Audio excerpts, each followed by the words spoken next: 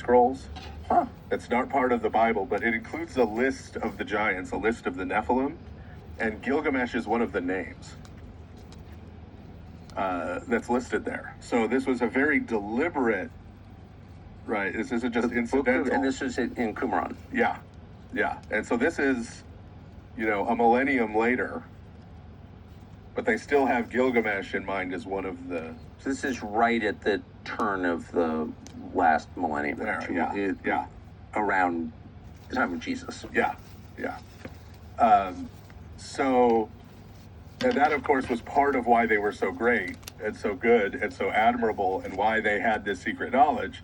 And so this is turning that around and saying, no, they're 2/3 demon, essentially. They're 2/3 unclean spirit. They're 2/3... But this idea, just like the fact of it, that entities from the spiritual realm, non-human entities, whatever they are, however we're going to describe them, lower G gods, angels, demons, whatever, that they can mate with human beings and produce not fully human replicas of human beings who can walk among us and rule over us. Like, this is a biblical principle. Yeah, well, but what this sort of corresponds to, right, if we had a time machine and a GoPro, is that there were these particular rituals that were happening that were involved in the production of the next king.